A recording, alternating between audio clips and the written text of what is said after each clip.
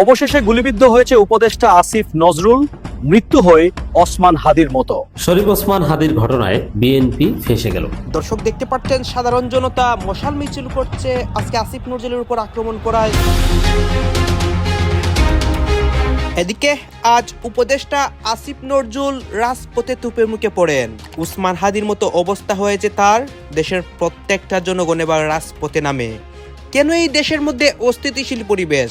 Doctor ইউনূসের বাসভবন সবাই আজকে ঘেরাও করে। সাথে কি আর মানুষ এদের জুলাই সন্ত্রাসী বলে? এই দুদিন আগেও যে মানুষটি সরকারের মন্ত্রী ছিলেন তিনি কিনা রাস্তায় নেমে লাশের বদলে লাশ চাইছে। আরে অবোধ, এই লাশটা ফেলছে কে? লাশও ফেলছে এরাই, আবার লাশের বদলা লাশও চাইছে এরাই। আসলে জুলাই সন্ত্রাসী লাশ ফেলে ফেলে এদের লাশের খিদে বহু গুণ বেড়ে গেছে, আর সে কারণে এখন লাশের বদলে লাশ ছাড়া কোনো কথা আসছে না মুখে। ওদিকে হাসনাত চায় 7 সিস্টার ভেঙে দিতে, মানে খেয়ে ফেলতে। এই লেখককে কেউ বলে না যে অত গুড় আছেন না বাবা। কথাটা কিন্তু মিথ্যা না যে মব সচিবালয়ে ঢুকে পড়েছে। সেই প্রশাসন কিভাবে সুষ্ঠু নির্বাচন আয়োজন করে? জাপার মহাসচিবের এটা প্রশ্ন। ইনকিলাব মঞ্চের নেতা শরীফ ওসমান বিন হাদির উপর হামলার ঘটনায় শুটার ফয়সাল করিম মাসুদের মা বাবাকে গ্রেপ্তার করেছে র্যাব। এছাড়া নরসিংদীর তরোয়ার বিল থেকে 2টি বিদেশি পিস্তল সহ ফয়সাল করিম মাসুদ ওরফে দাউদ খানের সহযোগী এক যুবককে আটকের কথাও জানিয়েছে র্যাব। ওসমান হাদির খুনিকে ভারতে পালাতে সাহায্য করায় ছাত্র জনতার চরম গণধোলাই খেলেন উপদেষ্টা জাহাঙ্গীর আলম। একদিকে যখন ওসমান হাদির ঘটনা নিয়ে সারা দেশে উত্তেজনা চলছে, আর অন্যদিকে আজকে আসিফ নজরুলের উপর কঠিন প্রভাব পড়ে ওসমান হাদিকে যেভাবে তারা গুলি করেছিল, এখন ঠিক সেম অবস্থা ঘটেছে। দর্শক শ্রোতা, আপনারা জানেন সবাই সন্দেহ করছিল হাসনাত আব্দুল্লাহ, সার্জিস এদের উপরে প্রভাব পড়বে, কিন্তু এখন আমরা দেখতে পাচ্ছি আসিফ নজরুল বিপদের মুখে পড়েন। আপনারা সম্পূর্ণ ভিডিও দেখবেন, ওসমান হাদির ঘটনার সর্বশেষ অবস্থা এবং তাকে যারা গুলি করেছিল তাদের বর্তমান অবস্থা সব কিছু দেখতে পারবেন এই একটি ভিডিওতে। সর্বশেষ আসিফ নজরুলের অবস্থা দেখলে আপনারা অবাক হতে বাধ্য হবেন। আসুন আমরা কথা বাড়াচ্ছি না, আমরা সরাসরি ভিডিওর মূল আলোচনায় চলে যাচ্ছি। ইনকিলাব মঞ্চের নেতা শরীফ ওসমান বিন হাদির উপর হামলার ঘটনায় শুটার ফয়সাল করিম মাসুদের মা বাবাকে গ্রেপ্তার করেছে র্যাব। এছাড়া নরসিংদীর তরোয়ার বিল থেকে 2টি বিদেশি পিস্তল সহ ফয়সাল করিম মাসুদ ওরফে দাউদ খানের সহযোগী এক যুবককে আটকের কথাও জানিয়েছে র্যাব। এর আগে ফয়সালের স্ত্রী এবং ফয়সালের প্রেমিকা সহ আরও কয়েকজনকে আটক করা হয়, যাদের রিমান্ডে ডিম থেরাপি চলছে। এদের মধ্যে ফয়সালের পরকীয়া প্রেমিকা মারিয়া আক্তার বেশ কিছু চাঞ্চল্যকর তথ্য দিয়েছেন। ওসমান হাদি ইস্যুতে আদালতকে কি কি তথ্য জানালেন ফয়সালের বান্ধবী? আদালতে ফয়সালের স্ত্রী বা কি বলল? এছাড়াও হাদির সর্বশেষ অবস্থা সম্পর্কে বিস্তারিত জানতে ভিডিওটির শেষ পর্যন্ত আমাদের সাথেই থাকুন। ফয়সাল করিম মাসুদের পরকীয়া প্রেমিকা মারিয়া আক্তার আদালতকে বলেছেন, ফয়সাল আমার বন্ধু, তার সঙ্গে আমার ফেসবুকে পরিচয়। আর্থিক সমস্যার কারণে কিছু টাকা দেবে বলে জানিয়েছিল, কিন্তু এসব হাদির বিষয়ে কোনো কথা হয়নি। হাদি কোথায় আছে সেটিও জানেন না বলে দাবি করেছেন মারিয়া আক্তার। অথচ গোয়েন্দা সূত্র বলছে পালানোর আগে ফয়সাল মারিয়ার বাসাতেই লুকিয়েছিল, অর্থাৎ মারিয়া এমন কিছু তথ্য জানেন যা সে বলতে চাইছে না। শুনানি শেষে আদালত মারিয়ার বক্তব্যে খুশি না হওয়ায় মারিয়া সহ 3 জনের 5 দিন করে রিমান্ড মঞ্জুর করেন। বাকি 2 জন হলেন ফয়সালের স্ত্রী সালেহা পারভিন সামিয়া ও শ্যালক ওয়াহিদ আহমেদ শিপু। কথা বলাই যায়, ওসমান হাদিকে গুলি করে পালিয়ে গিয়েও মাইনকার চিপায় পড়ে গেছে ফয়সাল করিম মাসুদ ওরফে দাউদ খান। যারা ছাত্রলীগ করে তারা তো এমনিতেই সারা জীবন বউ লুকানোতে এক্সপার্ট। বিয়ে করেও তারা সিঙ্গেল ছিলেন আজীবন, শুধুমাত্র ছাত্রলীগের পথ ধরে রাখার জন্য। যখন ছাত্রলীগ নিষিদ্ধ হলো তখন বেচারা ফয়সাল করিম নিজের দাম্পত্য জীবন ওপেনলি উপভোগ করা শুরু করলো, আর সাথে পার্ট টাইমে একটা প্রেমিকাও রাখলো যার সাথে প্রেম চলতো ফুল টাইম। কিন্তু বেচারা এটা বুঝলো না যে ওসমান হাদির মতো একজনকে গুলি করে তার আমও যাবে, সালাও যাবে, মানে পার্ট টাইম ফুল টাইম দুইটাই যাবে। র্যাব কিন্তু বসে নাই। রবিবারই ঢাকার বিভিন্ন এলাকা থেকে মাসুদের গুণধর বউ শাহিদা পারভিন সামিয়া সেই পার্ট টাইম প্রেমিকা মনিকা ওরফে মারিয়া আক্তার লিমা আর শ্যালক শিপুকে ধরে ফেলেছে। সবচেয়ে ইন্টারেস্টিং পার্ট হলো সোমবার আদালতে রিমান্ড শুনানির সময় খেলা জমে যায়। মাসুদের বউ সামিয়া তো ভরা মজলিসে সব ফাঁস করে দিয়েছে। সে বিচারককে বলেছেন, ঘটনার 2-3 দিন আগে ফয়সাল করিমের সাথে সর্বশেষ আমার দেখা হয়। ফয়সাল বাসা থেকে কাপড় চোপড় নিয়ে আসেন, এর বাহিরে ওনার সম্পর্কে কিছু জানি না। সে আরও বলে, ফয়সাল আমার কাছে অনেক রাতে যেতেন, সকালে চলে আসতেন, এর বেশি যোগাযোগ হতো না। ঘটনার আগে থেকে আমার সাথে ছিল না, এটা বারবারই বলে আসছি। ঘটনার দিন তিনি গার্লফ্রেন্ড মারিয়া আক্তার লিমার সাথে ছিলেন। ওদিকে প্রেমিকা লিমাও কম যায় না। সে বিচারককে মিনমিন করে সাফাই গাইল আর মিথ্যা বলল। কিছু আর্থিক সমস্যার কারণে ফয়সাল নাকি তাকে টাকা দিতে চেয়েছিল। মানে বুঝছেন অবস্থা। রিমান্ডে যাওয়ার আগেই একজন আরেকজনের দিকে কাদা ছোড়াছড়ি শুরু করে দিয়েছে। আদালত এই নাটক শেষে 3 জনেরই 5 দিনের রিমান্ড মঞ্জুর করেছে। এখন চিন্তা করেন, রিমান্ডে যখন বউ আর প্রেমিকা সামনাসামনি হবে তখন ফয়সাল করিম ওরফে মাসুদের তো 12টা বাজবেই, সাথে রিমান্ডের ধোলাই তো বোনাস। আর ফয়সাল করিম মাসুদ ওরফে দাউদ খান এখন যখন রিমান্ডে বউ আর জিএফ এর ঝগড়ার কথা ভাববে, তখন হয়তো ভারতীয় কোনো দিদির সাথেই দিন পার করতে হবে। পুলিশ অলরেডি কনফার্ম করছে যে হাদিকে গুলি করেছে এই ফয়সাল করিম মাসুদ আর তার শাগরেদ আলমগীর শেখ। এখন সব কথার শেষ কথা একটাই, তাদের সাধারণ সম্পাদক কাওয়া কাদেরের কথাটাই বলতে হচ্ছে, ভালো হয়ে যাও মাসুদ। যাই হোক, সিরিয়াস প্রসঙ্গে ফেরা যাক। ইনকিলাব মঞ্চের নেতা শরীফ বিন হাদির ওপর হামলার ঘটনায় প্রধান আসামি ফয়সাল করিম মাসুদের মা বাবাকে গ্রেফতার করেছে র্যাব। সাধে কি আর মানুষদের জুলাই সন্ত্রাসী বলে? এই 2 দিন আগেও যে মানুষটি সরকারের মন্ত্রী ছিলেন তিনি কিনা রাস্তায় নেমে লাশের বদলে লাশ চাইছে। আরে অবোধ, এই লাশটা ফেলছে কে? লাশও ফেলছে এরাই, আবার লাশের বদলা লাশও চাইছে এরাই। আসলে জুলাই সন্ত্রাসে লাশ ফেলে ফেলে এদের লাশের খিদে বহুগুণ বেড়ে গেছে, আর সেই কারণে এখনো লাশের বদলে লাশ ছাড়া কোনো কথা আসছে না মুখে। আর ওদিকে হাসনাত চায় 7 সিস্টার ভেঙে দিতে, মানে খেয়ে ফেলতে। এই বেকুবকে কেউ বলে না যে অত গুড় আছেন না বাবা। ভারতের মতো একটি রাষ্ট্রের হাত পা কেটে ফেলতে চাইলে ভারত নিশ্চুপ বসে থাকবে? তখন এই হাসনাতের মতো জুলাই সন্ত্রাসীদের খুঁজেও পাওয়া যাবে না, এপিসি দিয়েও নিরাপত্তা দিতে পারবে না কেউ। আপনি তাদের বডি ল্যাঙ্গুয়েজ দেখেন, বক্তৃতার সময় যেন সেই মুহূর্তে সামনে পেলে প্রতিপক্ষকে ওরা হাদির যে অবস্থা হয়েছে সেই একই অবস্থা করে ফেলবে। নাহিদ যদিও নিজেদের নিরাপত্তা নিজেদেরই নিশ্চিত করার কথা বলছে, তার মানে তারা আসলে নিরাপত্তাহীনতায় ভুগছে, তাই এরকম জিহাদি জোশে মানুষকে উস্কাতে চাইছে। কেন ওদের এই জিহাদি জোশ বাড়ছে সেই প্রশ্নটি দিয়েই আলোচনা শুরু করি আজকে। চলুন।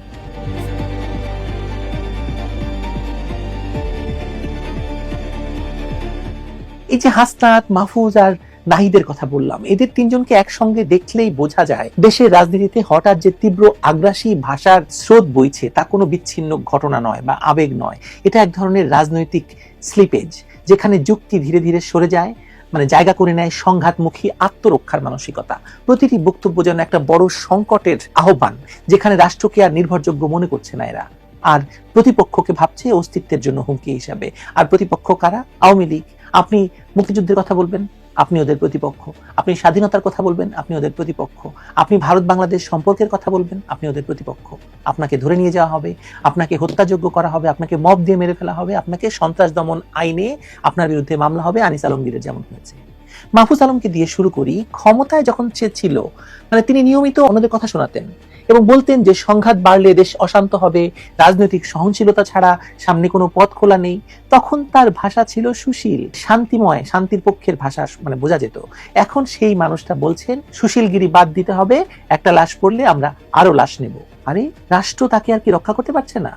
এই ধারণা যখন মাথায় ঢুকে গেছে তখন তার ভাষাও গেছে বদলে। এই রূপান্তর কেবল ব্যক্তিগত নয়, ক্ষমতার অবস্থান পাল্টানোর সঙ্গে সঙ্গে দায়িত্বশীলতার যে বোধ সেটাও তার উড়ে গেছে। আর এখানেই ভয়টা সবচেয়ে বেশি, কারণ এতে বোঝা যাচ্ছে ক্ষমতায় থাকলে তারা শান্তির ভাষা শুধু মুখে বলে সুবিধার জন্য, আর ক্ষমতার বাইরে গেলেই সেই ভাষার প্রয়োজন ফুরিয়ে যায়। তখন তাদের বডি ল্যাঙ্গুয়েজ, মুখের ভাষা হয়ে ওঠে ভয়ঙ্কর আগ্রাসী। আর তার এই লাশের বদলা লাশের কথা শুধু উত্তেজনা ছড়ানো নয়, তার মানসিক অবস্থারও প্রতিফলন, যেখানে ক্ষমতা না থাকলে সংঘাত শক্তি অর্জনের একমাত্র পথ, কিংবা এতটাই সে নিরাপত্তাহীন বোধ করছে যে তারা লাশের বদলে লাশ ফেলার হুমকি দিচ্ছে। নাহিদ ইসলামের কথায় আত্মরক্ষার সুর আরো স্পষ্ট হয়। যখন তিনি বলেন জনগণকে নিজের নিরাপত্তা নিশ্চিত করতে হবে, তখন তিনি আসলে বলেন যে রাষ্ট্র তার দায়িত্ব পালন করতে পারছে না, ব্যর্থ হয়েছে, ডক্টর ইউনূসের সরকার ব্যর্থ।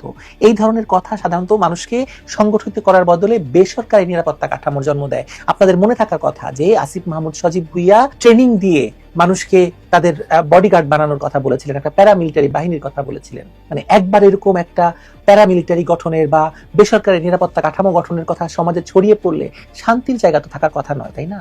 আসিফ মোহাম্মদ সজীব ভুইয়া কিন্তু তার নিজের AK-47 আছে, AK-47 রাইফেলের মালিক তিনি এক সময় সেনাবাহিনীকে হুমকি দিয়েছিলেন যে তিনি সেনাবাহিনীর বিরুদ্ধে অস্ত্র ধরবেন। কে জানে, নাহিদেরও হয়তো অস্ত্র দরকার নিরাপত্তার নামে। তিনি হয়তো সরাসরি সহিংসতার আহ্বান জানাচ্ছেন না, কিন্তু এই যুক্তি শেষ পর্যন্ত মানুষকে সহিংস করে তুলবে। নিজেদের রক্ষার প্রতিরোধ গড়ে তোলার কথা যে বলছেন তিনি, আর প্রতিরোধের ভাষা খুব সহজে মিলিট্যান্ট হয়ে যায়, মানে সন্ত্রাসী হয়ে যায়। শরীফ ওসমান হাদির ঘটনায় সব জল্পনা কল্পনার অবসান ঘটিয়ে বিএনপি ফেঁসে গেল। হ্যাঁ, বিএনপি রাজনৈতিকভাবে ফেঁসে গিয়েছে। এখান থেকে উত্তরণের কোনো সুযোগ বিএনপির আর নাই। বিরাট ক্ষতি হয়ে গেল বিএনপির, অসাধারণ ঘটনা ঘটে গেছে। বিএনপি ফান্দে পড়েছে, মাইনকে চিপায় পড়েছে ওসমান হাদির ঘটনায়। প্রথম থেকেই এটা হচ্ছে পরিস্থিতি বিএনপির প্রতি, যে এখন ওসমান হাদির জায়গায় অন্য কেউ গুলিবিদ্ধ হতে পারতো, কিন্তু না, এমন ওসমান হাদি গুলিবিদ্ধ হয়েছে যে ওসমান হাদিকে ঘেটু পুত্র বা নানান কিছু বলে বিএনপির লোকজন গালাগালি করতো, যে অন্য কেউ গুলিবিদ্ধ হতে পারতো, কিন্তু যে ওসমান হাদি গুলিবিদ্ধ হয়েছে, যে ওসমান হাদিকে নির্বাচনী প্রচারণায় মির্জা আব্বাসের লোকজন প্রতিনিয়ত হুমকি দিত, ইরিটেট করতো, ডিস্টার্ব করতো, তুমি কেন দাঁড়িয়েছো অমুক তমুক মির্জা আব্বাসের বিরুদ্ধে, এইসব হাবিজাবি কথাবার্তা বলতো। এটি তো বিএনপির জন্য কপাল খারাপ, যে এমন লোক গুলিবিদ্ধ না হয় এমন কেউ হতো যাকে বিএনপি গালি দেয়নি, যাকে বিএনপি ডিস্টার্ব করেনি, তাহলে বিএনপির ঘাড়ে কোনো দোষ আসতো না। কিন্তু না, যাকে বিএনপি তারেক রহমান নির্দেশে, এই যে শাহেদ বিরানি এরা তারেক রহমান নির্দেশে কাউকে গালি দেয় না, তারেক রহমান নির্দেশে যাকে গালি দিত সেই লোকই গুলিবিদ্ধ হলো। এই গেল এক। দ্বিতীয় হচ্ছে, এই ওসমান হাদিকে হত্যা করেছে কারা বা হত্যার উদ্দেশ্যে গুলি করেছে কারা, এটাও এস্টাবলিশড হয়ে গেছে। এটা ভারত এবং আওয়ামী লীগের কাজ, মানে রয়ের প্রেসক্রিপশনে, রয়ের ডিজাইনে আওয়ামী লীগ এই কাজটা করেছে। জনমনে এটা এস্টাবলিশড হয়েছে, এবং এই সম্পর্কে যারা এগুলো নিয়ে যারা কাজ করেছেন, জার্মানির একজন এবং জুলকারনাইন সায়ের আছেন, কিংবা ডিসেন্ট আছে, যারা এটা নিয়ে ন্যারেটিভ নির্মাণ করেছেন যে কারা কি করেছে, এটা এস্টাবলিশড হয়ে গেছে। এটা আওয়ামী লীগ করেছে এবং এটাকে এতে সহযোগিতা করেছে, এবং নিরাপদে খুনিকে বা তাদের নিজ দেশ ভারতে আশ্রয় দিয়েছেন। এই তো এখন তাহলে এখন দেশপ্রেমিক আমরা যারা যারা ওসমান হাদির পক্ষে, এখানে প্রফেসর ইউনুস ওসমান হাদিকে বাংলাদেশের অস্তিত্বের সাথে তুলনা করেছেন, তাহলে আমরা যারা বাংলাদেশের অস্তিত্বের পক্ষে, সে অস্তিত্বের পক্ষের লোকজনের করণীয় কি? যে ভারত আমার দেশের অস্তিত্বের উপর আঘাত করে, ওসমান হাদির উপর আঘাত করে, সেই ভারতের আধিপত্যবাদের বিরুদ্ধে আমাদের সবাইকে সোচ্চার হতে হবে। ভারতের সাথে কূটনৈতিক সম্পর্ক স্থগিত করার আলটিমেটাম দিতে হবে। ভারতের দূতাবাসের প্রয়োজনে ভাঙচুর করতে হবে। ভারতের দূতাবাস বন্ধ করে দিতে হবে। রাজনীতিতে এইটাই, অ্যাটলিস্ট প্রথমে এটা বলতে হবে। ভারতের দূতাবাস আমরা বন্ধ করে দিব কি দিব না, তালা মারবো কি মারবো না, এটার পরে আগে তো বলতে হবে। এটি তো বাংলাদেশের অস্তিত্বের রাজনীতি, এটি তো বাংলাদেশপন্থী রাজনীতি। এই যে একটা কথা বলা হয় যে বাংলাদেশপন্থী রাজনীতি তো এইটা, কিন্তু না, বিএনপি এখানে ছিটকে পড়লো। আপনারা জানেন শহীদ মিনারের সর্বদলীয় প্রতিবাদ সভা হয়েছে, সব দল গিয়েছে, কিন্তু বিএনপি যায়নি। কেন যায়নি? ওই যে ওখানে ভারতের বিরুদ্ধে বলা হবে, অতএব সেখানে বিএনপি যাবে না। তাহলে এটি এস্টাবলিশ হলো যে বিএনপি ভারতের বিরুদ্ধে যেতে পারে না। বিএনপি ভারতের দালাল। শরীফ ওসমান হাদির উপর গুলি করেছে ভারতের প্রেসক্রিপশনে, ভারত তাদের আশ্রয় দিয়েছে, তারপর তারা ভারতের বিরুদ্ধে কোনো কথা বলবে না। এটা অবশ্য নতুন না, সেই 2016 সালের পর থেকেই তারেক রহমান নাকে খত দিয়ে লিখিতভাবে ভারতের দালালি গ্রহণ করেছেন। তখন থেকে তারেক রহমান এবং বিএনপি ভারতের দালাল। তখন থেকেই জামাতকে চিনি না, হুজুরদের চিনি না, তাদের সাথে জোট নাই। জোট ওটা কৌশলগত, হুজুরদের তারা ডাকে না, হুজুররা ডাকলে বিএনপি যায় না। দর্শক, বাংলাদেশের বর্তমান রাজনৈতিক পরিস্থিতি যে টালমাটাল অবস্থার দিকে গেছে তার অন্যতম কারণ কয়েকদিন আগে যে ঘটনাটা ঘটলো ওসমান হাদির ওপরে আক্রমণ, সেই আক্রমণটাকে কেন্দ্র করেই বাংলাদেশের রাজনৈতিক পরিস্থিতি আবারও ঘোলাটে পরিবেশের দিকে চলে গেছে। এটাতে দ্বিমত করার বোধহয় লোক পাওয়া যাবে না। সেই ওসমান হাদি কেমন আছেন, তাকে সিঙ্গাপুরে নেওয়া হয়েছে। সিঙ্গাপুরে নিয়ে গিয়ে তার চিকিৎসা মানে কেমন চলছে, কি খবর আসছে সিঙ্গাপুর থেকে? ওসমান হাদির ওপরে যে বর্বরচিত হামলাটা হলো, সেই হামলার পেছনে আর কি কি শোনা যাচ্ছে, কোন কোন দিকে এগোচ্ছে মোটিভগুলো, ঘটনার পরম্পরাগুলো একটু বোঝার চেষ্টা করব এই ভিডিওতে, যেখানে বেশ কিছু চমক জাগানো নতুন তথ্য আছে। থাকবেন পলিটিক্স টিভির নিয়মিত আয়োজনে। দর্শক, বলছিলাম ওসমান হাদি যিনি আক্রান্ত হলেন, মাথায় গুলিবিদ্ধ হলেন, তাকে সিঙ্গাপুরে নিয়ে যাওয়া হয়েছে। সিঙ্গাপুর জেনারেল হাসপাতালে তার চিকিৎসা চলছে। একদিকে এই ব্যাপারটা যেমন বেদনার, তেমনি অন্যদিকে এই ব্যাপারটা নিয়ে সামাজিক যোগাযোগ মাধ্যমে একটা পক্ষ নানা ধরনের ট্রলও করছেন। সেই ট্রলটা এই একজন ডাক্তারের ছবি দিয়ে সেই ট্রল করা হচ্ছে। সিঙ্গাপুর জেনারেল হাসপাতালে ভারতীয় একজন নিউরোসার্জন, বিশ্বখ্যাত নিউরোসার্জন, তিনি চিকিৎসা করেন। ওসমান হাদি আজীবন ভারত বিরোধী ন্যারেটিভ তৈরি করে এখন ভারতের চিকিৎসকের শরণাপন্ন হয়েছেন চিকিৎসা নেওয়ার জন্য। এই ধরনের এরকম একটা পরিস্থিতিতে এই ধরনের নোংরা ট্রলের ব্যাপারগুলো না করলেই কি হয় না? এই বিনীত প্রশ্ন বোধহয় রাখা যেতেই পারে। যাই হোক, সেই আলোচনায় যেতে চাই না, আলোচনায় যেতে চাই কেমন অবস্থা তার চিকিৎসার, পাশাপাশি তার হামলা কেন্দ্রিক যে তথ্যগুলো আমাদের হাতে এসেছে সেগুলো নিয়ে আলোচনা। আপনারা তো দেখলেন এখানে কি কথা হচ্ছে, অনেকে কিন্তু অনেক কথা বলতেছে, অনেকে আলোচনা করতেছে, অনেকে সমালোচনা করতেছে দেশের বিভিন্ন অবস্থা এবং পরিস্থিতি নিয়ে। বিশেষ করে এখানে কিন্তু দেশের রাজনৈতিক প্রেক্ষাপট নিয়ে কথা হয়, উসমান হাদির বিষয় নিয়ে কথা হয়, তার মামলার বিষয়ে অনেক চাঞ্চল্যকর তথ্য রেখে সামনে তুলে ধরে। দর্শক শ্রোতা, এই বিষয়গুলো দেখে আপনাদের কি মনে হচ্ছে এবং আপনাদের মন্তব্য কি? অবশ্যই আপনারা আপনাদের মন্তব্যটা আমাদের কমেন্ট বক্সে লিখে যাবেন। আর তখন আপনাদেরকে আমরা যা কিছু দেখিয়েছি সব কিছু আমরা সোশ্যাল মিডিয়া থেকে সংগ্রহ করেছি। এখানে আমাদের নিজস্ব কোনো মন্তব্য নেই বা আমাদের নিজস্ব কোনো সিদ্ধান্তও নেই। সর্বশেষে আপনাদের কাছে আমাদের একটা রিকোয়েস্ট থাকবে, আপনারা আমাদের চ্যানেলে নতুন দর্শক হয়ে থাকলে চ্যানেলটি সাবস্ক্রাইব করবেন এবং পাশে থাকা বেল বাটনটি বাজাবেন, যাতে করে নেক্সট ভিডিওটা সবার আগে আপনাদের কাছে পৌঁছে যায়। ধন্যবাদ।